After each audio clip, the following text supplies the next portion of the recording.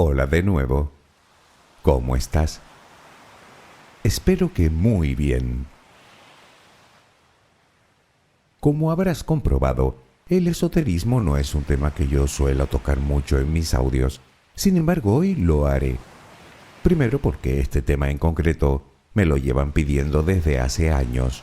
Y segundo porque al fin y al cabo, incluso siendo un tema esotérico, no deja de ser parte esencial del conocimiento humano. Y ya sabes lo que se suele decir, el saber no ocupa lugar. No obstante, hay que tener en cuenta que para muchas personas, el tema que nos ocupa hoy no es exactamente esoterismo, sino ciencia antigua que nos ayuda a entender el universo, lo cual no carece de sentido si lo analizamos en profundidad y desde un punto de vista puramente histórico. ¿Qué quiero decir? Bueno, yo te lo cuento y tú sacas tus propias conclusiones, aunque tengo la impresión de que quizá no es precisamente lo que esperas oír.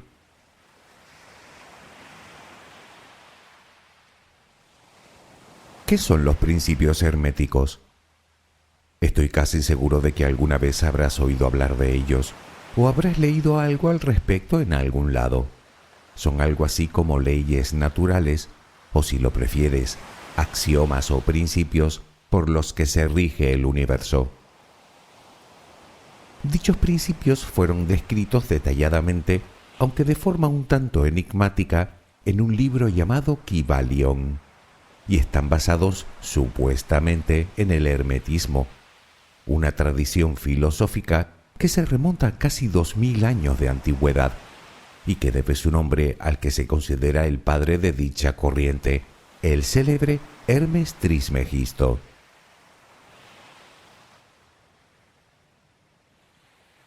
No obstante, y para ir aclarando cuestiones, no fue Hermes Trismegisto quien escribió el Kybalión. A él se le atribuyen otras obras como la Tabla Esmeralda, por cierto traducida del latín al inglés por nada menos que Isaac Newton, o la conocida obra Corpus Hermeticum. El Kybalión en todo caso está inspirado en sus enseñanzas, o eso es lo que dicen algunos. La autoría de este libro se desconoce a ciencia cierta. Aparece a principios del siglo XX, concretamente en 1908, y está firmado por los 3 iniciados, de tal manera que ni siquiera se sabe con certeza si fue uno o varios los autores de dicha obra. Pero, ¿en qué consiste exactamente el hermetismo? ¿Quién fue Hermes Trismegisto? ¿Cuáles son los llamados principios herméticos? ¿Y qué relación tiene el Kybalión con el hermetismo? Permíteme acompañarte mientras concilias el sueño y desvelaremos todas estas cuestiones. Relajemos primero cuerpo y mente. Busca la posición que te resulte más cómoda para dormir, con la que te sientas más a gusto. Recuerda que siempre puedes colocarte boca arriba, con los brazos a los costados y con las piernas ligeramente separadas. Cierra los ojos si aún no lo has hecho. Intenta que los párpados estén lo más relajados posible. Toma aire profundamente por la nariz. Reténlo un par de segundos y suéltalo lentamente.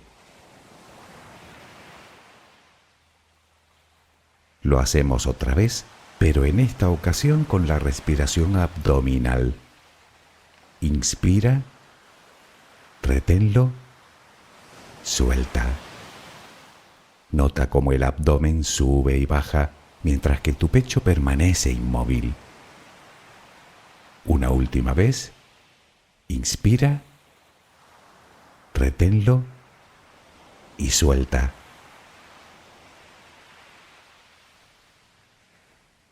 Ahora intenta visualizar el aire que inhalas como si fuera luz. Con cada inspiración entra un poco de luz en tu interior y con cada exhalación sale todo lo que intoxica tu vida. todo lo que contamina tu mente y tu espíritu. Inhalas luz, exhalas malos pensamientos, preocupaciones, estrés, ansiedad. Cada vez tu cuerpo se va inundando más y más de esa luz, blanca, serena, purificadora. Poco a poco cada rincón de tu interior se va iluminando hasta que te conviertes en luz. Todo tu cuerpo es luz. Continúa respirando normalmente, sin forzarlo, a tu propio ritmo. Inhalas luz, exhalas luz.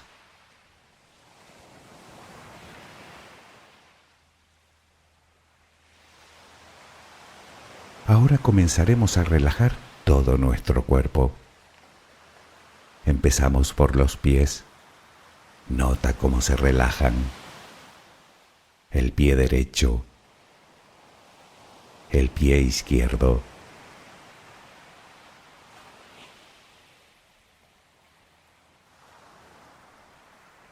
Centra tu atención ahora en las piernas. Siente su peso. Tobillos, pantorrillas, muslos. Nota cómo se relajan. Pierna derecha, pierna izquierda. Ambas quedan completamente relajadas.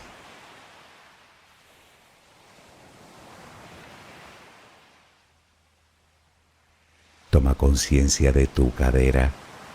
Sientes cómo se relaja, cómo se relajan tus glúteos.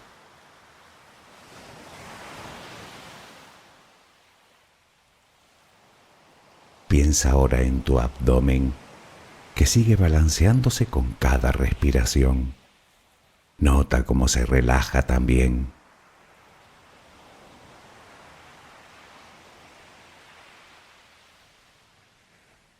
Tu pecho, que permanece inmóvil, también se va relajando.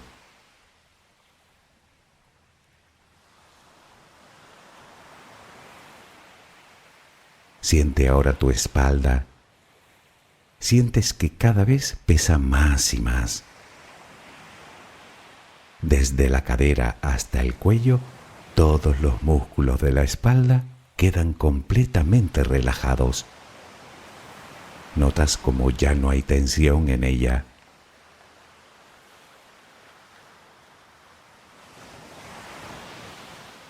Notas los hombros, que lentamente se van relajando también.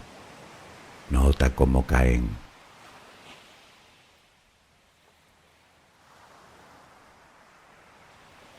Presta atención ahora a los brazos. Tu brazo y antebrazo derecho. Tu mano derecha. Los dedos de esa mano. Todo queda relajado. Tu brazo y antebrazo izquierdo. Tu mano izquierda. Los dedos de esa mano. Notas el peso de ambas extremidades.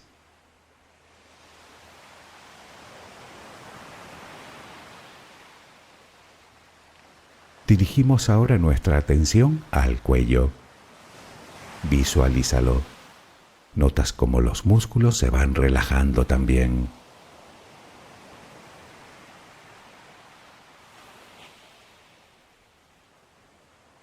La mandíbula, las mejillas, los labios, la frente, el cuero cabelludo. Todo queda completamente relajado.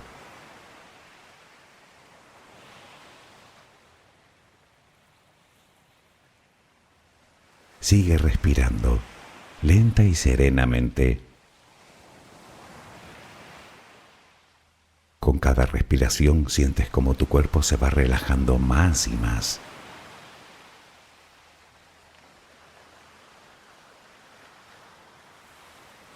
Siente cómo resplandeces de paz, de bondad, de gratitud, de calma, de compasión, de amor.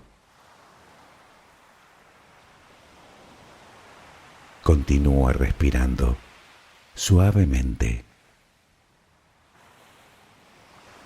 Recuerda que ahora eres luz.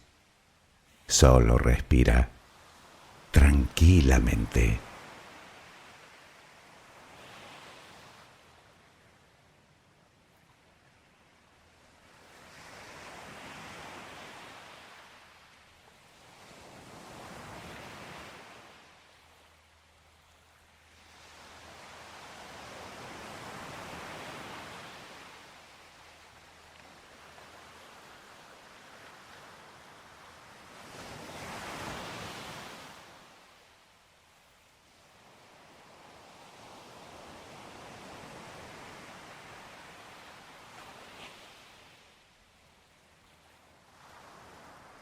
Para empezar por el principio, intentemos primero desvelar la figura de Hermes Trismegisto, conocido también por el sabio egipcio. Como seguramente sabes, Hermes Trismegisto se traduce por Hermes el 3 veces grande, probablemente porque abarcaba los 3 planos de la existencia, el físico, el mental y el espiritual, algo que podría tener cierta relación con el nombre propuesto como autores del Kybalión, los 3 iniciados. Sin embargo, la mayoría de estudiosos coinciden en que no fue un personaje real. Al menos no existe ninguna evidencia de ello. De hecho, las noticias biográficas de esta hipotética persona son muchas y todas bastante contradictorias. Para unos fue un ser que vivió en Egipto en una antigüedad remota y que pudo ser la fuente misma de Platón. Para otros vivió en Babilonia y habría sido el iniciador del célebre Pitágoras, mientras que para otros fue el creador de la alquimia. Unos lo relacionan con Moisés y otros con el profeta judío Idris.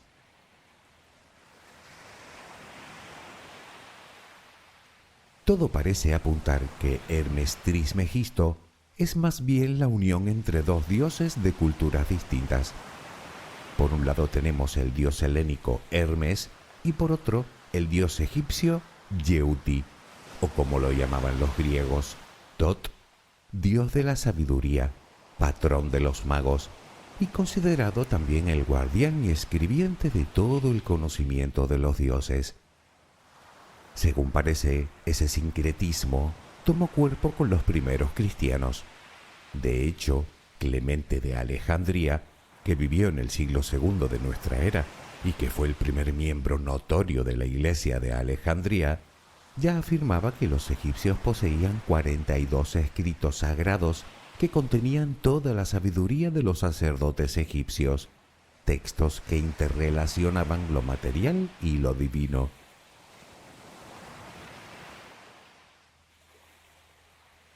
Así pues, el hermetismo es una corriente filosófica que describe el cosmos combinando aspectos tanto cristianos como paganos. Surgió en torno al siglo II de nuestra era, bajo la dominación romana de todo el Mediterráneo, incluido Egipto, como un intento de unir el pensamiento místico egipcio con la racionalidad griega y en cierto modo con el monoteísmo judío. Todo ello con una base en el platonismo y en el estoicismo de Zenón, ambos filósofos que vivieron entre los siglos IV y III antes de nuestra era.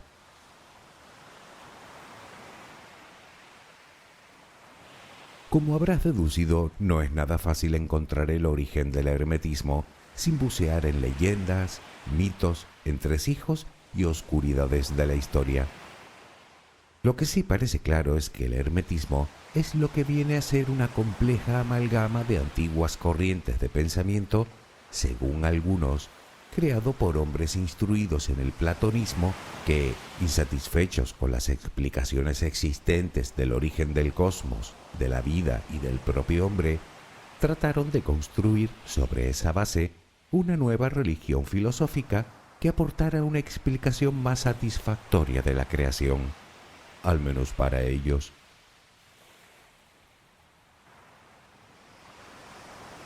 Durante la Edad Media, el hermetismo se introdujo en Europa a través de España a manos de los árabes y pronto se extendería por todo el continente.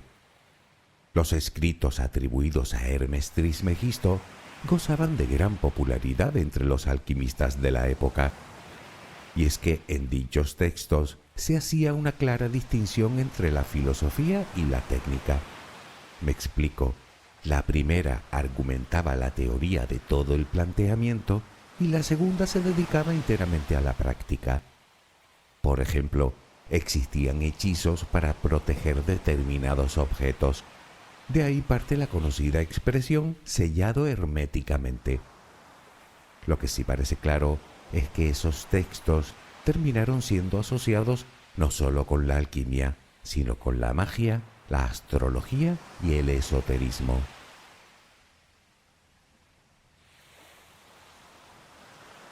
La pregunta es, si Hermes Trismegisto no existió, ¿quién escribió las obras que se le atribuyen? Buena pregunta, nadie lo sabe. Tal vez sean textos antiguos inspirados en la obra de un sacerdote egipcio llamado Manetón, que vivió precisamente también en el siglo III antes de nuestra era, casualmente al comienzo del periodo helénico de Egipto. Digo precisamente porque no existe rastro alguno de la corriente hermética anterior a esa época.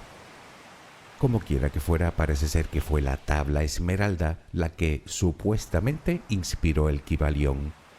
Pero, ¿fue realmente así?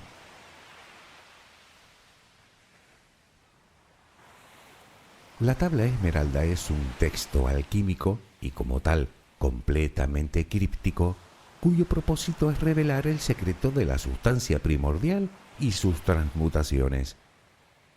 Todo esto te sonará de cuando hablamos de la alquimia, que hacíamos referencia a la piedra filosofal, esa sustancia que convertía cualquier metal en oro. Pues bien, resulta que la tabla esmeralda aparece por primera vez en textos árabes medievales. Antes de eso, no existe evidencia alguna de tal manuscrito. Por lo tanto, la pregunta es, ¿tiene algo que ver el Kybalión con la corriente filosófica llamada hermetismo y con la tabla esmeralda?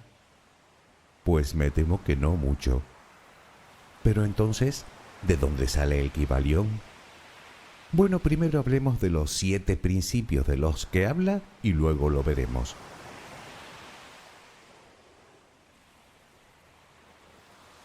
El primero de los principios es el llamado mentalismo.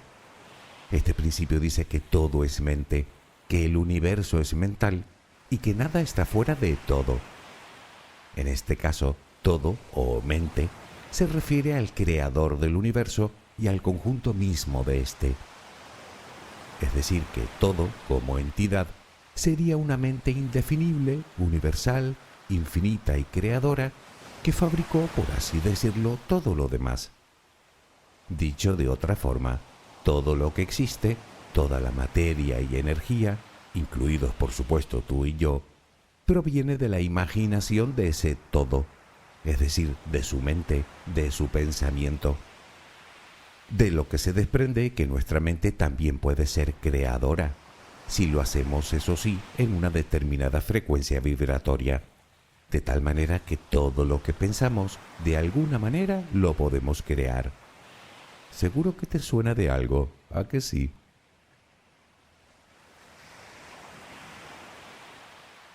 El segundo principio es el de correspondencia. Como es arriba, es abajo. Como es abajo, es arriba.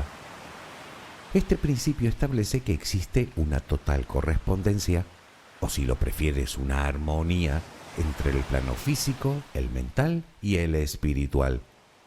Es decir, que los tres están de algún modo interconectados según la frecuencia vibratoria. De tal manera que lo similar atrae a lo similar si vibra en la misma frecuencia.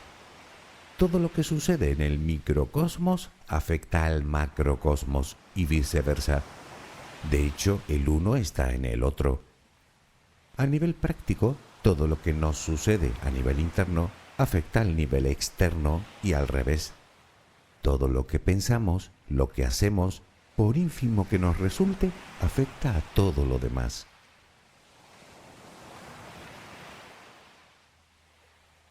El tercer principio es vibración. Nada está inmóvil, todo se mueve, todo vibra. De nuevo hacemos referencia al plano físico, mental y espiritual. Lo único que diferencia a un plano de otro es la frecuencia vibratoria.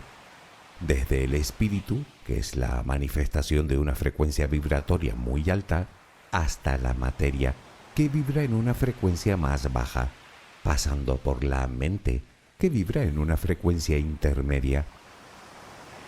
Según este principio, nuestros pensamientos, nuestras emociones y sentimientos, nuestros deseos, nuestros impulsos, son simples estados vibratorios. Entre más se acerquen a la bondad, por así decirlo, mayor será su frecuencia vibratoria. Digamos que se encontrará en un nivel superior.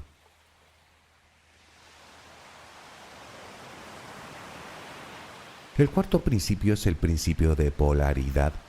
Todo es doble, todo tiene dos polos, todo tiene su par de opuestos, amor y odio, luz y oscuridad, bien y mal, vida y muerte, alegría y tristeza, valor y miedo, espíritu y materia, positivo y negativo. Hablamos del equilibrio mismo del cosmos. Obviamente también está relacionado con la frecuencia vibratoria, de tal manera que todo viene a ser lo mismo, solo que con grado vibratorio distinto. Y como los extremos se tocan, todo puede cambiar de un polo a otro.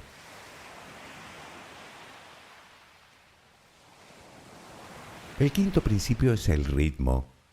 Todo fluye y refluye, todo tiene su periodo de avance y de retroceso. Todo asciende y desciende.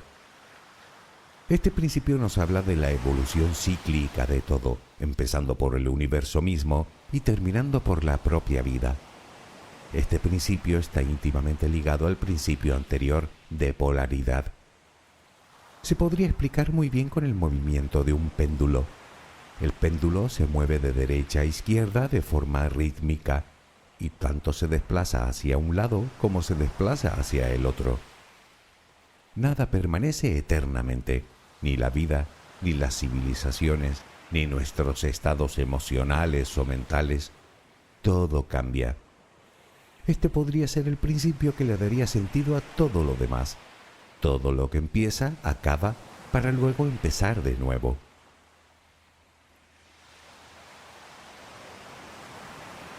El sexto principio sería el principio de causa y efecto.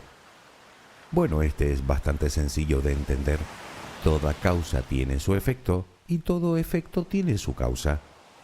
Todo sucede de acuerdo con esta ley y nada escapa a ella. Según este principio, la suerte no es más que el nombre que se le da a una ley no conocida. Con otras palabras, no existen las casualidades, sino las causalidades. Además, cada causa es proporcional al efecto que la creó y viceversa.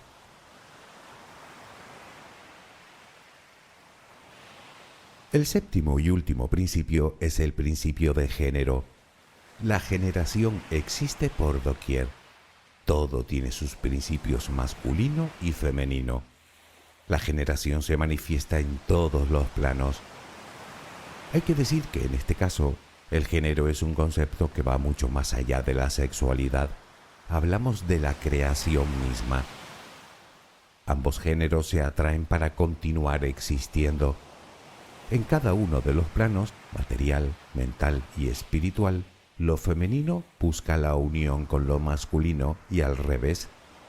Lo masculino o la energía masculina es la creadora y lo femenino o energía femenina es la generadora, de tal manera que terminan uniéndose con el fin de crear algo nuevo.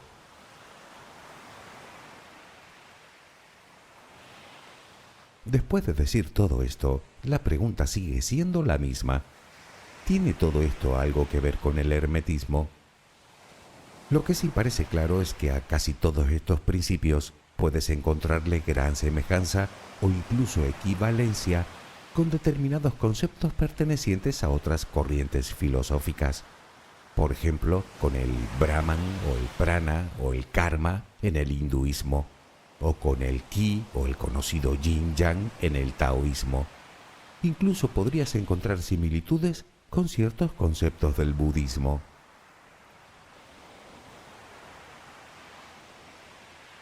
Si seguimos buscando similitudes, no podemos obviar la ley de acción-reacción de Newton, que dice que toda acción recibe una reacción opuesta y de igual magnitud. Además de todo esto, es cuasi evidente que quien escribió el Kybalión tenía conocimiento de los trabajos de Maxwell. Como sabes, el científico que vivió en el siglo XIX y que unificó por primera vez la electricidad, el magnetismo y la luz como manifestaciones distintas de un mismo fenómeno. Un hecho que sentaría las bases que más tarde dieron lugar a la relatividad y a la mecánica cuántica. No olvidemos que el Kybalión fue publicado en 1908, solo 7 años antes de que Einstein publicara su teoría de la relatividad general en 1915.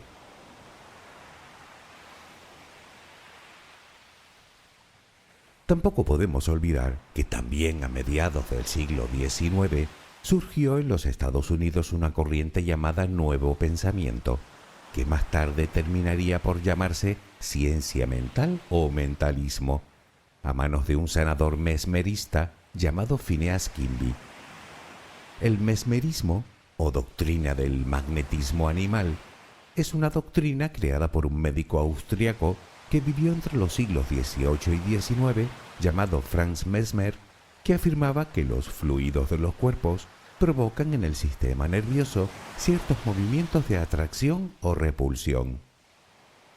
Pues bien, el mentalismo sostenía que el propio pensamiento determina la realidad, de tal manera que con solo cambiar el pensamiento puedes alterar tus circunstancias. A este movimiento más tarde se le llamaría metafísica cristiana, para luego establecerse como nueva era, que continuaría con las mismas propuestas, pero alejándose de la doctrina cristiana. Si a todo esto le sumamos los distintos movimientos ocultistas aparecidos también en el siglo XIX, parece que tenemos todos los elementos necesarios para la aparición de una obra como el Kybalión.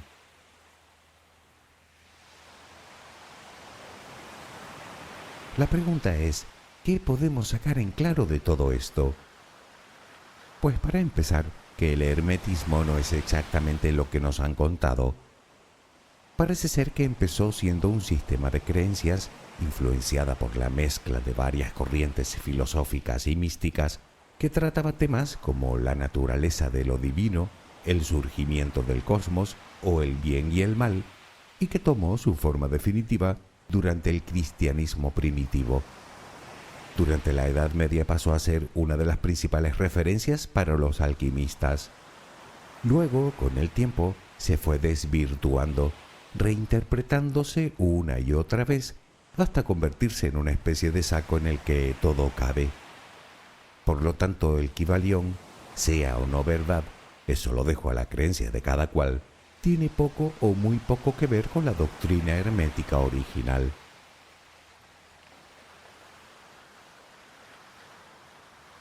Tal vez hubieras preferido que te contara otra cosa, como por ejemplo que todo esto es ciencia ancestral dictada por nada menos que los antiguos dioses, o por algún tipo de ser o seres superiores, conocimientos que tienen muchos miles de años de antigüedad y que han sido custodiados a través de los siglos por sectas secretas y ocultados al común de los mortales por no sé qué clase de misteriosa conspiración.